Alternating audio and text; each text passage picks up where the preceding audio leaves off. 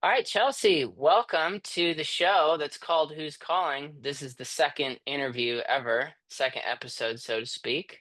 We'll just jump right into it. I guess to kick us off, why don't you introduce yourself? Tell me what you do and what you do for your work. Wonderful. My name is Chelsea. I have a company called Enlighten Wellness Sanctuary, and I do energy healing through body code, emotion code, and belief code, Psyche, and my own modalities, and shamanic energy healing. A lot of stuff. That's a big menu. Yeah, indeed. So, how would you describe your path, your spiritual or religious, whatever you want to call it? How would you describe your path to someone who doesn't know your story? I think it's interesting because most of these types of paths start with turmoil. And I was with my partner. We'd been together for just over 5 years. And there was like a discord between his family and myself, which I didn't understand. That's another story. I came to understand why it was later on. But at this point in time, he said to me, you're going to have to make some changes. Otherwise, our relationship's not going to work. And I kindly told him that I don't really care what people think of me. And that included him. I did care about his feelings because I cared about him, but in reality, I don't really care what people think about me. But since I was in grade school, I knew there was a discord between who I was on the inside and who was being presented on the outside. And I didn't like that discord anymore. So I decided and I told him, I am going to work on myself, but I'm going to do it for me. And I started that through Ayurveda, actually, and started working through Ayurveda. Did a lot of reading and studying about it, and was self-taught. Realized that because I'm a teacher, and I realized I could start helping people through what I had learned in my healing journey. And thought, hey, I should get a modality, and that led me down the path of all the modalities I have. I am a lifelong learner, so I really enjoy learning new things, and it's brought me to here today. What's a modality? A modality. So that's, like I said, the emotion code, body code, belief code, psyche, and then now I do shamanic energy healing as well on top of that. Cool. Okay, so kind of like a specialty. Yeah, exactly. Sweet. So when did you first realize, that that's what you wanted to do? Like what point in your life? Like how old were you, or what phase of life were you in? I would say it was about 6 years ago now, and it was that transition. It was just before COVID, and so, you're just trying something out, you're doing something new, and then COVID hits, and you're like, well, this seems like a way better option. Teaching wasn't really great during COVID. Just being from Canada, we weren't really respected in the job force, but we were working the whole time. And I was a teacher on call, actually. So I was going in and out of schools, and just a lot of fear because I was teaching in so many schools. And so, yeah, it just wasn't getting the respect. And as I started learning what I was learning through Buddhism and how we innately are born with all this knowledge, I felt like I was really indoctrinating kids, and I didn't want to be part of that anymore. Mm. So did you ever feel specifically called or pulled towards what you do now, or was it, how would you explain that? Well, my family line all has psychic abilities, but none of us knew how to use them. They just come when they come, and they don't come when they don't come. And we don't even the messages we get, we just don't know how to decipher them. We just know something's going to happen. Like my mom knew there was a car accident coming, but she thought it was her. It happened to me. I knew I was getting a speeding ticket, and within a week I had one, but couldn't prevent it, kind of thing. So we've always had that ability in our family line. And I actually had to learn how to utilize it and use it to do this calling, to do this energy work. But it was mostly when I was healing myself, and teaching just was showing me that it really wasn't what I was meant to be. And it had been trying to tell me for a very long time, but I am a hard worker, and I'm a little bit stubborn, and I will push.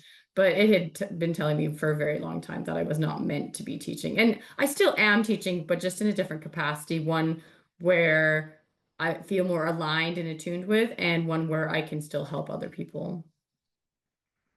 So is this something that it kind of sounds like it developed over time, but correct me if I'm wrong, or was there a specific event, something sudden, um, that really With the energy healing, yes, it's something developed over time. With shamanic energy healing, that was a calling. And I was in medicine at the time in a ceremony, and at the end of the ceremony, it said to me, "It's time for you to become who you were meant to be. It's time for you to become a shaman."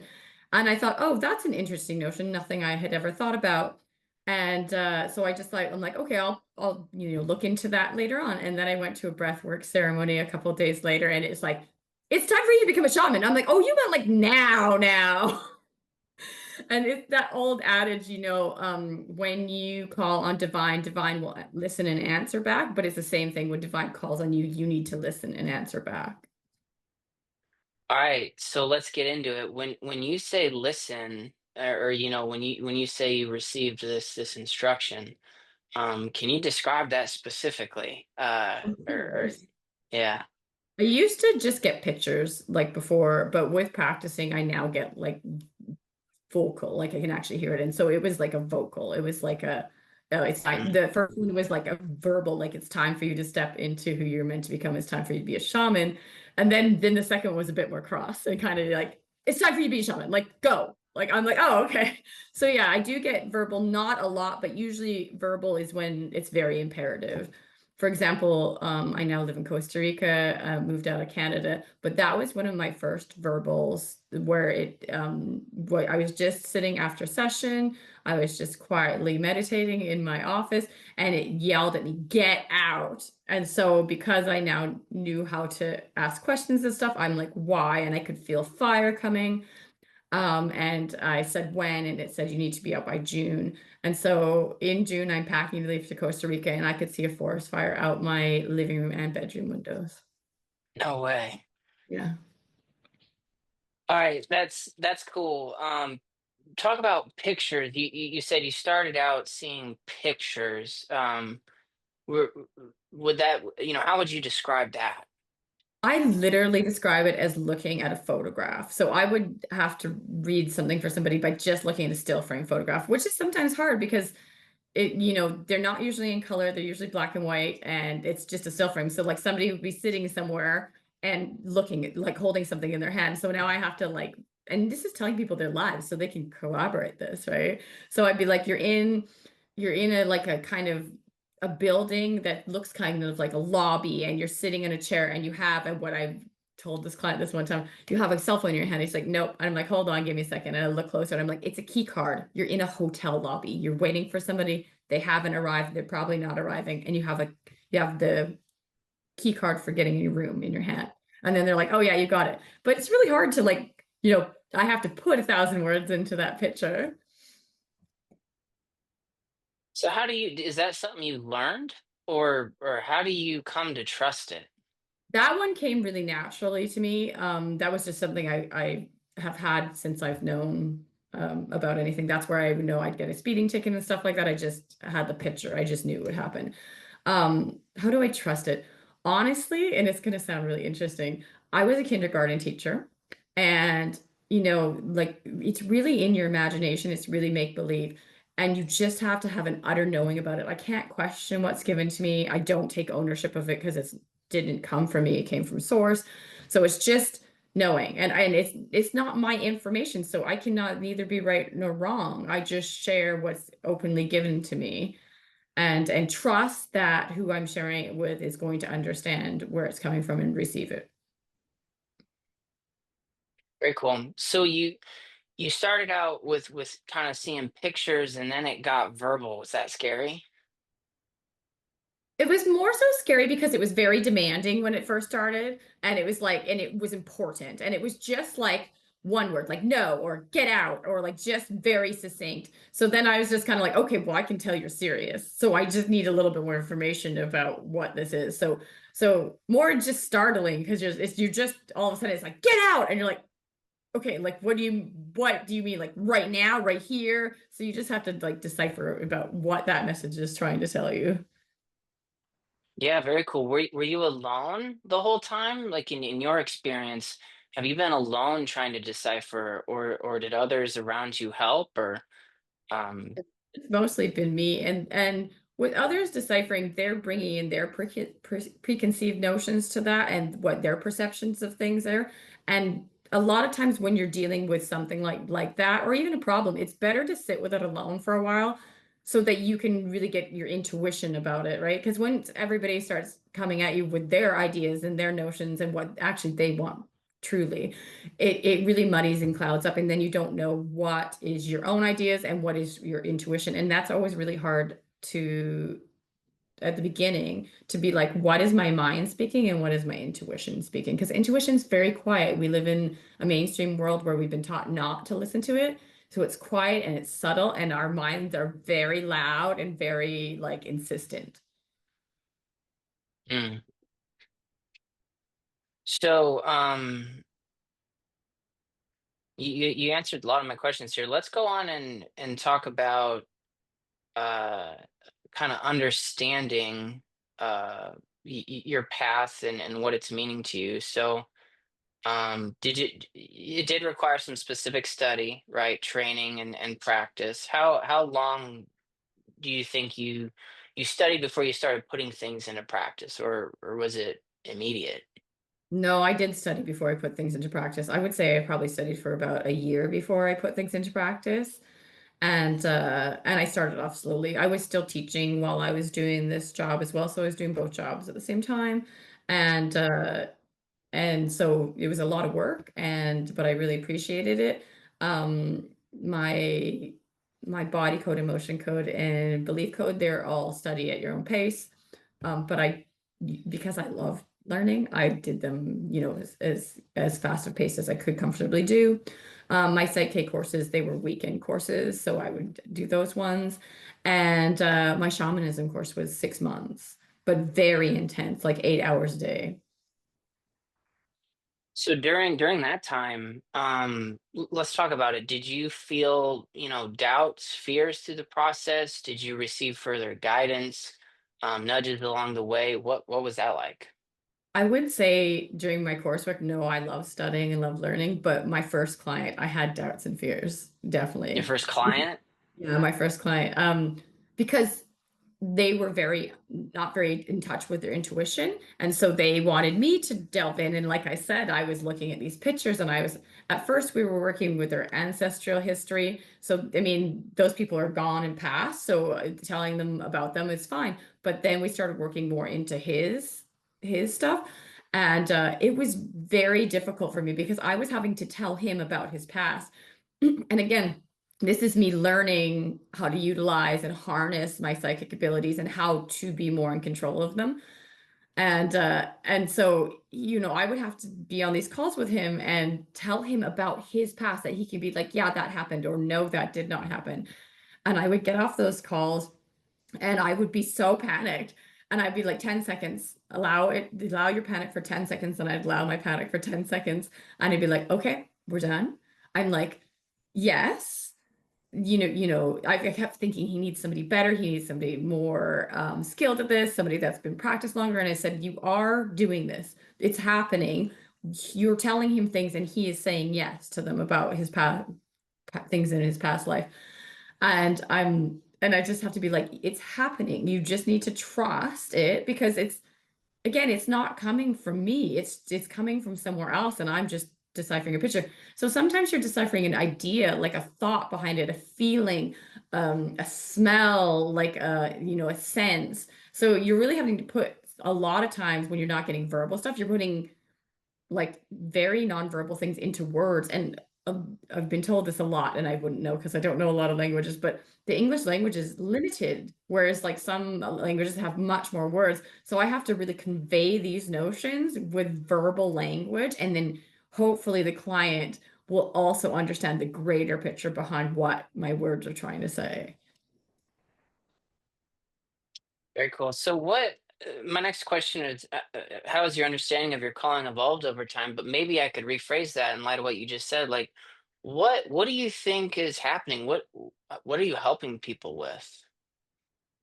I really like to help people tap into their own tuition and their own internal messages that they get and to help build their confidence in that. But we are in the short run doing energy healing. And through that energy healing, I try and coach my clients to be like, you can do this too. We're all innately we're born with this ability. And through time, I really think way in the past we all had this ability to do all these things and they're just coming back now. We've lost this knowledge. So, and just to really let them sit in their own internal like messages that are received from source and just doing it in little steps. We've all had it and everybody I've worked with either has it and they know they have it or they had it and they lost it. So just re-teaching people like just easy little simple ways and steps you can do it and just tap back into that and to do it just momentarily for a moment because we never really doubt ourselves like right then, but if we try and do it for like 10 minutes, we'd be like, oh, I don't know now. But in that split second, we have that confidence in it. Very cool. So how has doing this for people changed your life? For me, it's that I get to be way more authentic. I get to share something that used to be an ability that people might have questioned, and it's not really questioned anymore. Um, I'm working with like-minded people and people that are on their healing journey, and it's really nice to be around people who are also on their healing journey and having that corroboration and that understanding and knowing that we're all in a process and at different levels and being a support system, not just for my clients, but for my friend group and everything, and then having them be a support back and seeing that we can really learn and grow with each other instead of against each other. It's not this race, it's not this thing to be won, but we can utilize each other's strengths and learn from one another and really come together as a community. When you say healing, and I might be going back a little bit here, apologies. But when you say healing for me and others, what do you mean? Like, what's the sickness or what's the problem that's What's really interesting, I wouldn't necessarily call it a sickness, but it's really how we've perceived things. It's a story we've written behind everything that's happened to us. So they say there's no such thing as trauma because if there was trauma, a single thing, say a car accident. Let's just pick that one. A car accident, if anyone that's ever been in a car accident would be have trauma, if that was true. So like anybody that had a car accident would be walking around with trauma. And some people do get trauma from car accidents, and some people see it as like a shining light. I know somebody that walked away from a car accident that could have potentially killed them, and they're like, I have a new lease on life. I'm going to live my life differently. I'm going to experience everything to the fullest. Whereas some people will walk away and never recover from that. They'd be like, that changed my life. I nearly died. I'm so much more scared. I don't go in cars anymore. I try not to be in traffic anymore. I like just have such fear. So one person has told themselves a story behind this was a very traumatic event and they're now carrying that with them. And one person has told themselves that this was a new lease on life and I'm going to live it to the fullest. So it's just trying to heal what we have placed within inside us and changing that story and releasing it. gotcha, very cool. Alrighty, so how does that feel? What is doing this? How does that make you feel? I have always wanted to make a difference in the world and it's a great way to even if just helping one person changes the world. It changes their outlook on life. It changes the way they're going to interact with another human being, with their children, with their spouse possibly. And that has a ripple effect.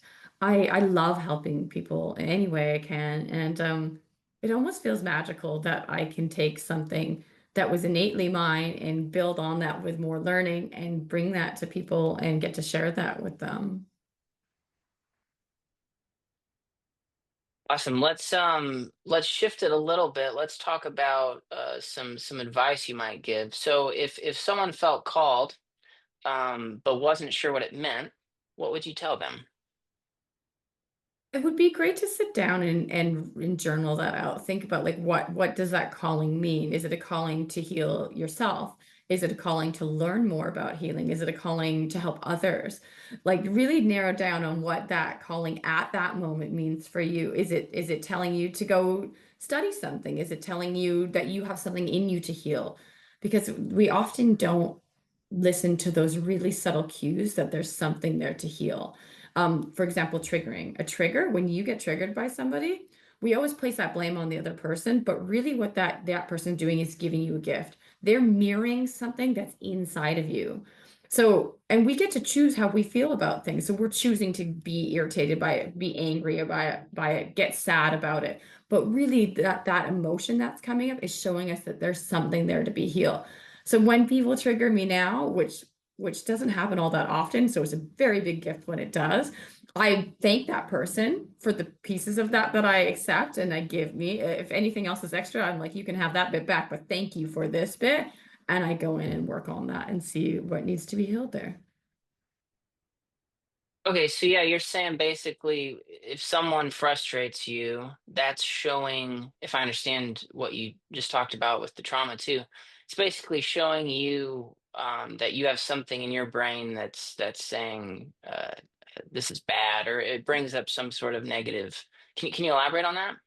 It's not just in the brain though, it can be stored in your body too. So like that's why, butterflies in the stomach sort of thinking or heartache, it can be stored in the body too. It's just something that you've stored within your being that you think is that you feel like is traumatic.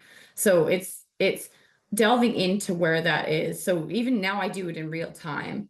I overheard a conversation and I felt it in me and I felt like sick to my stomach. And so honestly, I was walking down a path. I just stopped. I sat down on that path and I just delved into it. I'm like, why am I feeling this way? And I look for who comes up or what comes up. And I just sit with them. I sit with that and I would talk to them. And I'm like, what's happening here? Why do you feel this way?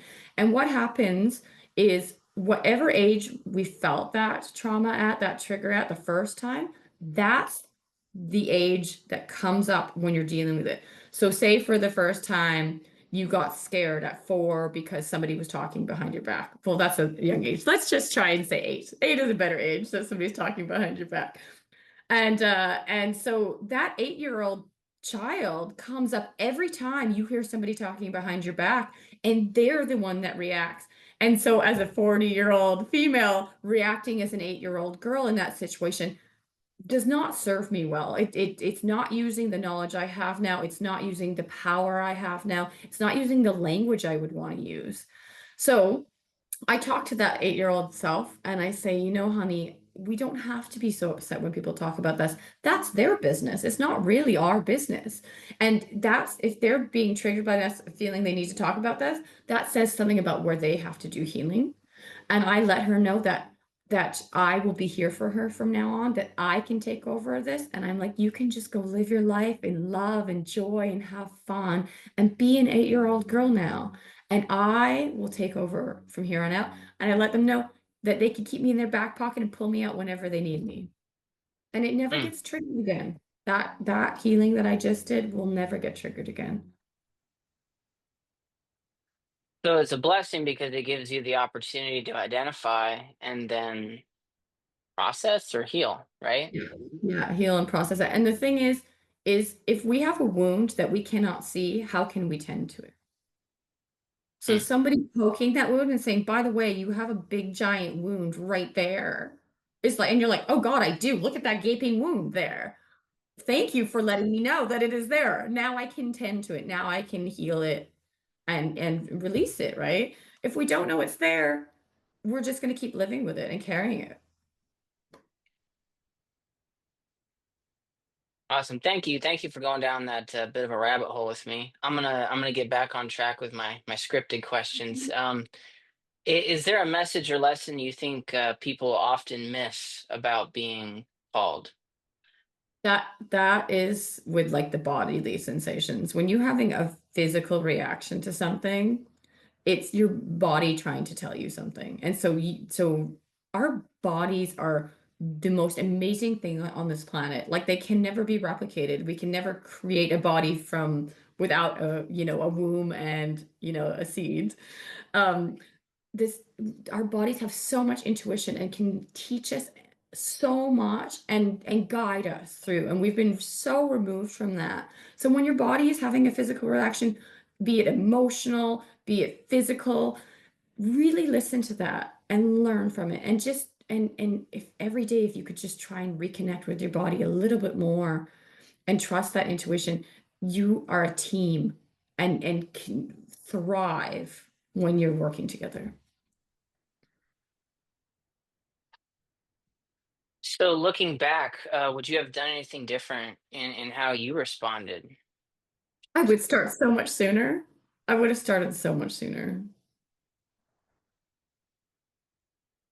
Fair enough. So, how do you stay connected to your calling in your personal life?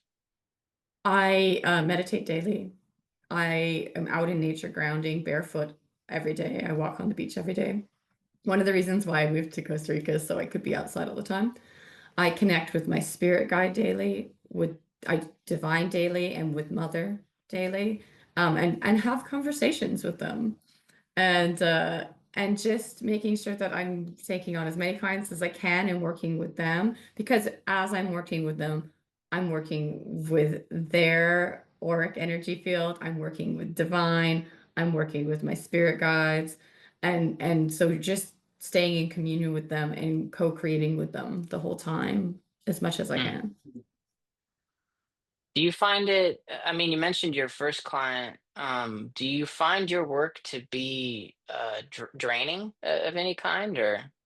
Absolutely not. I feel people who do more physical things are draining, but because I am just talking with your energy and being guided through the energies of from above, I don't get drained at all. And I do grounding and I have certain techniques that I use to make sure I'm protected. It's more to not have other energies come in while I'm working, you know?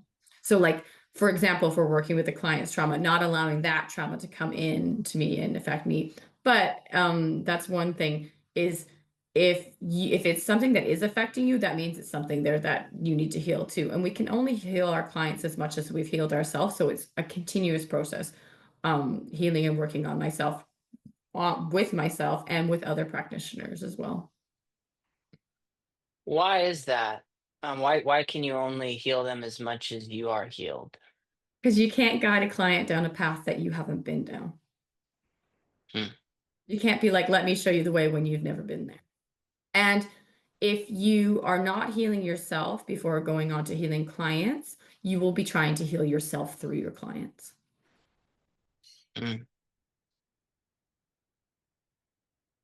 So what is being called really mean then? Is it a calling to heal others and yourself, or how would you describe that? I would say the first calling is to heal yourself.